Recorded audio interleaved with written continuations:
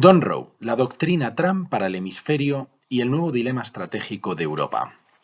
Muchas gracias a la organización del 9º Congreso Internacional Relaciones entre América Latina, el Caribe y Europa, el papel de América Latina y Europa en un mundo en guerra, por esta invitación. Quisiera proponerles hoy una idea, quizá una categoría para pensar nuestro tiempo. La he llamado Don Rowe. Con este término me refiero a la reformulación contemporánea de una primacía hemisférica estadounidense, reactivada bajo la presidencia de Donald Trump, pero ya no expresada en el lenguaje clásico de la tutela geopolítica del siglo XIX, sino en el vocabulario mucho más moderno, y por ello mismo mucho más eficaz, de la coerción geoeconómica, la presión arancelaria, el control tecnológico, el condicionamiento de las cadenas de suministro y la securitización de sectores enteros del comercio internacional. No estamos, a mi juicio, ante una mera extravagancia verbal. Tampoco estamos ante una simple reaparición del America First como consigna electoral. Estamos ante algo más serio, más profundo, más estructural. Estamos ante un cambio en la gramática del orden internacional, porque durante décadas el comercio fue presentado, al menos en la retórica liberal, como un espacio progresivamente reglado, institucionalizado y parcialmente separado de la lógica cruda del poder. Hoy observamos exactamente lo contrario. El comercio ha sido devuelto al corazón de la estrategia, los aranceles, las restricciones a la inversión, los controles tecnológicos, la energía, los minerales críticos, los corredores logísticos, los puertos y las infraestructuras digitales han dejado de ser asuntos meramente económicos. Son ya instrumentos de jerarquía, son lenguajes de poder, son mecanismos de disciplina internacional. Y eso se ha manifestado con especial claridad en la política comercial de la actual administración estadounidense, que en 2025 volvió a justificar aranceles sobre el acero y aluminio por razones de seguridad nacional y elevó su uso como herramienta estratégica. Por eso hablo de Don Rowe, porque lo que vemos es una mutación contemporánea de la vieja doctrina Monroe. La Monroe de 1823 nacía en un mundo de imperios territoriales y advertía que los continentes americanos no debían seguir siendo objeto de colonización europea. El propio Monroe afirmó que the American continents are henceforth not to be considered as subjects for the future colonization by any European powers. Aquella declaración fijaba una lógica de esfera, una frontera política y una idea de exclusión geopolítica. La novedad de hoy no está en el principio de primacía, la novedad está en el instrumento. Ya no se trata de impedir la colonización formal, se trata de ordenar dependencias, de reconfigurar el entorno regional, de subordinar el comercio, la inversión y la conectividad a una estrategia de seguridad nacional amplia. Eso es Don Rowe.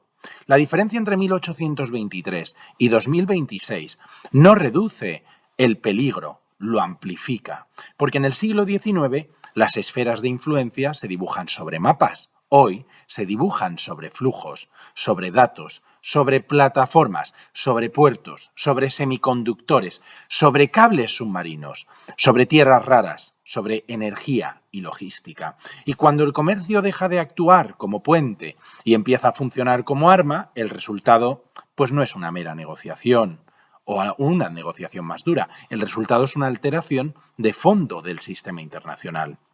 Aquí conviene recordar a Paul Valéry, que en la crisis del Spirit escribió una frase cuyo eco no se ha extinguido. Nosotros, las civilizaciones, sabemos ahora que somos mortales. No era una frase de desesperación literaria, era una advertencia política, una advertencia sobre la fragilidad de los órdenes que parecen sólidos justo antes de resquebrajarse. Y esa advertencia nos alcanza hoy de lleno, porque lo que está en juego no es solo un marco comercial más hostil, lo que está en juego es si el espacio atlántico seguirá siendo un ámbito de reglas compartidas, o si se convertirá en una geografía de obediencias desiguales. Y ahí aparece Europa. Europa llega a esta coyuntura con fortalezas indudables. Sigue siendo una gran potencia normativa, sigue siendo un inmenso mercado, sigue siendo una maquinaria jurídica de enorme sofisticación, pero sigue teniendo dificultades para traducir su densidad normativa en poder estratégico coherente. Jean Monnet, cuya lucidez crece con los años, formuló dos intuiciones que hoy merecen ser releídas con gravedad. La primera: Europa no se hará de una vez, ni en una construcción de conjunto, se hará mediante realizaciones concretas. La segunda, aún más famosa: Europa se forjará en las crisis y será la suma de las soluciones adoptadas para esas crisis. El problema es que el tiempo histórico actual ya no concede a Europa el lujo de responder tarde. La crisis ya no es una excepción, la crisis se ha convertido en el medio. Y en ese medio, América Latina y el Caribe reaparecen como un espacio decisivo. No como periferia sentimental, no como reserva retórica de afinidades históricas, ni tampoco como apéndice exótico de la política exterior europea, sino como territorio central de la disputa entre subordinación y agencia. Para Estados Unidos, el hemisferio occidental vuelve a ser prioridad y de orden, claro está. Para China es un espacio de penetración económica, tecnológica y financiera. Y para Europa debería ser un eje mayor de recomposición estratégica en el Atlántico ampliado. América Latina y el Caribe pueden quedar absorbidas por una lógica de subordinación económica y tecnológica determinada por la proximidad estadounidense, la coerción comercial y la competencia por infraestructuras críticas. Pero también puede reforzar sus márgenes de autonomía si logran profundizar puertes birregionales con la Unión Europea en materias como energía, materias primas críticas, digitalización, seguridad alimentaria, conectividad, infraestructuras y cooperación regulatoria. Aquí conviene hacer una observación esencial. Europa no compite en América Latina solo con China, compite también con la capacidad de Estados Unidos para reordenar su entorno regional bajo criterios de primacía. Y precisamente por eso Don Rowe estrecha el margen de maniobra europeo, no tanto porque excluya formalmente a Europa, sino porque reduce su espacio de iniciativa, encarece su autonomía y le obliga a actuar en un escenario definido por otros. No es casual, en este sentido, el movimiento reciente en torno a Mercosur. En enero del 2026, el Consejo de la Unión Europea autorizó la firma del acuerdo de asociación con Mercosur y del acuerdo comercial interino, que fueron firmados el 17 de enero en Asunción.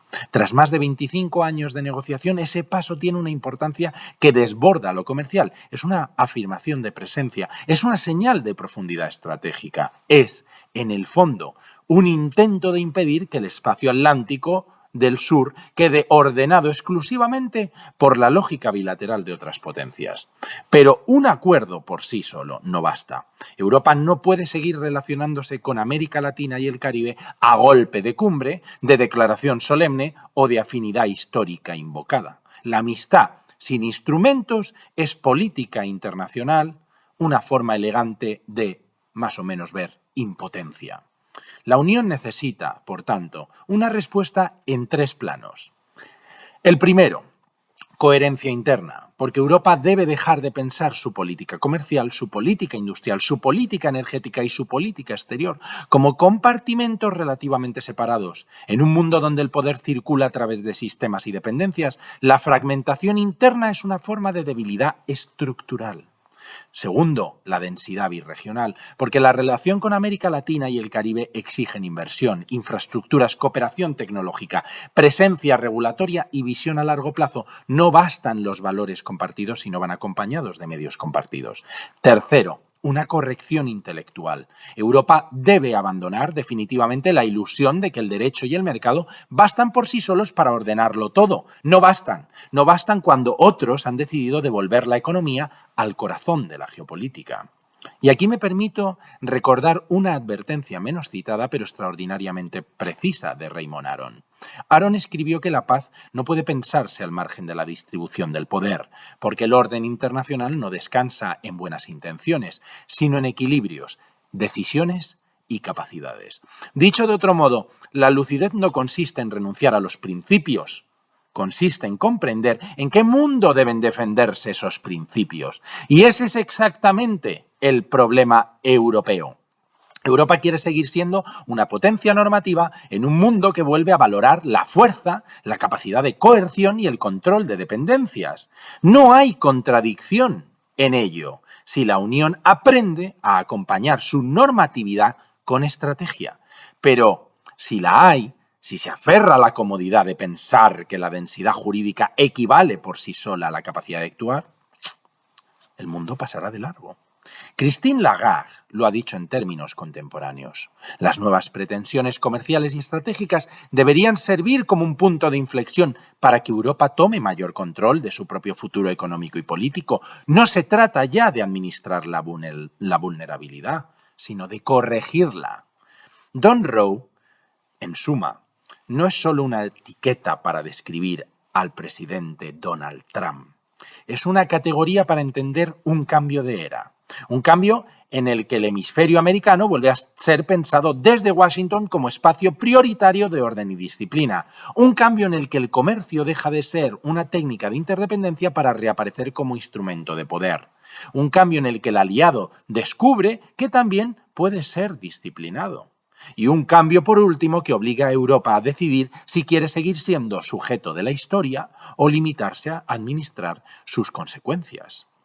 La humanidad transita hoy por una fase de gran inestabilidad. No porque el conflicto haya regresado, el conflicto en realidad nunca se fue, sino porque han cambiado sus instrumentos, sus escalas y sus máscaras. Lo militar, lo tecnológico, lo económico y lo narrativo convergen hoy en una misma disputa. Y eso significa que doctrinas renovadas como la que aquí he llamado Don Rowe no son un fenómeno regional menor, son una señal de algo más grave, del retorno de las esferas de influencia, de la fragmentación del comercio mundial, de la subordinación de la economía a la competencia estratégica y de la posibilidad de que tensiones hemisféricas se proyecten sobre el conjunto del sistema internacional. Si ese camino se consolida, sus efectos no solo serán atlánticos, serán globales. Y por ello conviene terminar recordando una idea elemental, aunque severa. La política internacional castiga con dureza a quienes confunden comodidad con estabilidad. Europa, si quiere seguir siendo algo más que una admirable arquitectura jurídica, tendrá que aprender a leer la dureza del tiempo histórico antes de que otros decidan por ella. Muchísimas gracias.